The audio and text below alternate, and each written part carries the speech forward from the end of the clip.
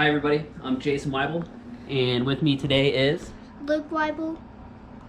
Dale Weibel, main producer. Okay, Luke's going to be doing the camera.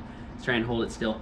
So hey, today what we're going to be doing is we're going to be changing the impeller on this Honda 9.9, and there's a few different reasons that you'd want to change the impeller. Number one, the reason that I'm doing it on this one is it's sat for years, and the fins on the impeller can lose rigidity, and they might be dry rotted or cracked. So that's the reason I'm doing it. Second reason is that there's a telltale where the water comes out of the outboard. So if that stream isn't very strong, there's a chance that your impeller is bad or the telltale is clogged. So that's the second reason you want to change it. And then manufacturers also recommend every so many hours of use that you also take the impeller, you change it, just as routine maintenance. So those are the reasons. Let's get to the first step. GoPro, stop recording. You got it, bud? Okay, so let's do the first step, which is disconnecting the gear linkage. I found that it's easier when you put it in reverse. Can you show that, buddy? That spot right there? Yep. So that spot right there. What you'll need is you'll need two different 10mm wrenches, and all you do is the top one, put one on there, and the bottom, and you just back the bottom nut off. And once you back that bottom nut off, show this, buddy. So once you back that bottom nut off, and then you can start cranking the top one off, and once you disconnect the top one, the step one is complete. So we've got it backed off, you can see there, and all we do is we keep moving it until it is disconnected, which may take a second. That is I can feel it getting pretty easy. That is a lot. Cannot do it with my hand. I know.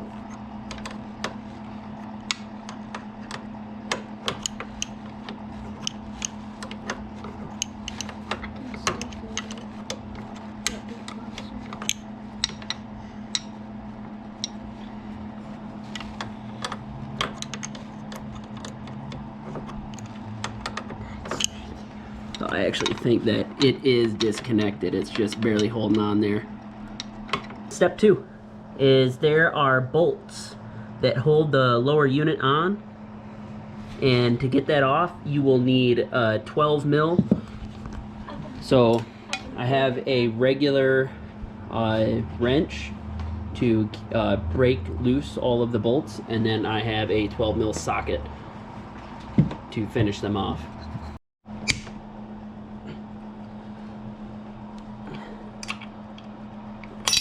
Oh, It's all right, bud. I got it loose right away.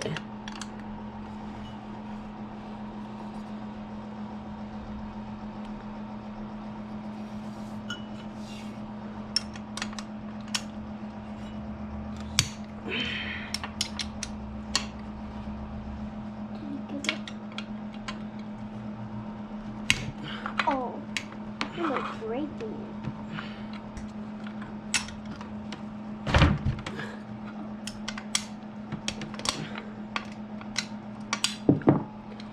So, looks like I should be able to just I'm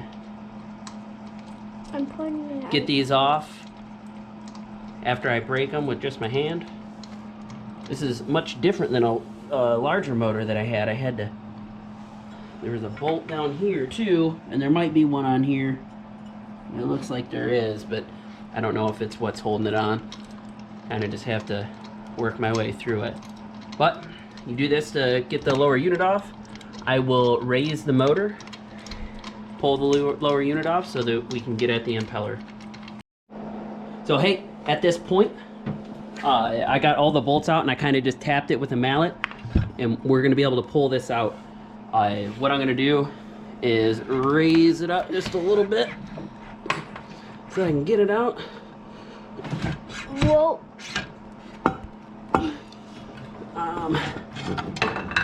There we go.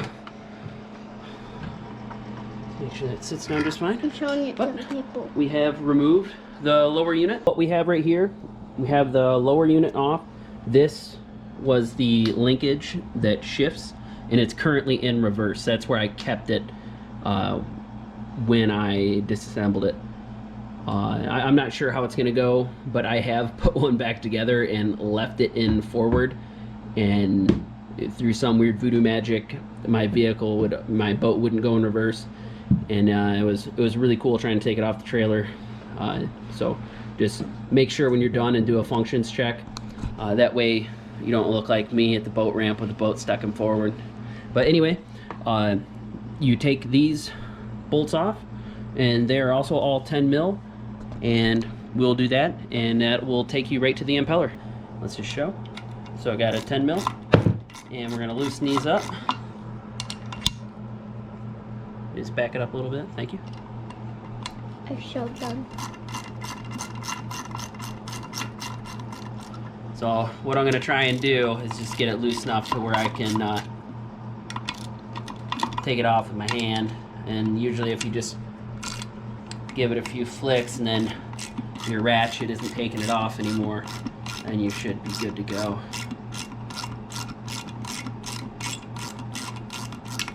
But this all looks like it has never been taken apart before, so this is a good thing. So we have all of the bolts out, and what we're gonna do now is work this off, and immediately a piece fell off that looks important, and I'll have to recover that. But we'll take this off. There is the impeller, and here is a little gasket, and the kit that it comes with should have a replacement gasket. We'll keep that just in case and make sure everything matches. But let me grab this extra piece. There you go, thank you. And this piece here was just one of the little spacers. But there you go. You can tell that this needed to be cleaned. There's dead bugs and all kinds of stuff, but pretty much that little slot that looks like a smiley face, here, there we go, and that looks like a smiley face. The impeller will be right above that, so water will get sucked in these vents right here, and then since it's below the water, the pressure of the water will be bringing it up here, but then the impeller spinning from the power of the motor sucks it right up and pushes it through your motor. So what we're going to do next is we're going to remove this little bit off camera. I just had a mallet and a flathead screwdriver, and I just tapped on it, came right off. So hey, I'm going to have to pick out all these spiders. This is a reason why I'm doing it, but there's all kinds of junk in there that you want to make sure is nice and clean when you put it back together. Just a little bit of peace of mind. So crazy thing happened. We got the wrong parts, but I was able to order them 24 hours. But just a little comparison is on my left, your right is the older one, and then here is the brand new one. I was able to get the parts within 24 hours. So all we're gonna do is we have this. I took this little plate off and I cleaned it with a little bit of WD-40. So we cleaned it with a bit of WD-40, and we're going to replace the gaskets and then put this little metal piece back in there. I can't think of the name right now, but we'll put that back in there. And pretty much from here, it's just a reverse of what you did to take it apart. Awesome, so we've replaced both gaskets. We have the impeller, which you'll find is like pretty snug when you put it on there. And you'll just have to get it to here, line it up, and after that we'll just put the top back on, be good to go. So hey, we slid everything back on, and when I put this on, I'll just twist it, and that'll help it go in there. A lot of people say that you have to put the fins in one particular direction. If before you put the impeller on, you put it in this round piece, the housing, and you spin it either way, the fins will switch to that direction. So it really doesn't matter. But anyway, and I push down and spin at the same time, and it goes right in, and that's it. So next we will take the bolts and tighten them up.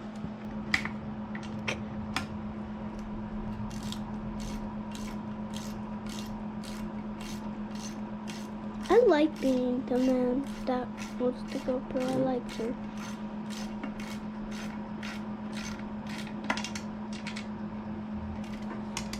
It's been 10 minutes.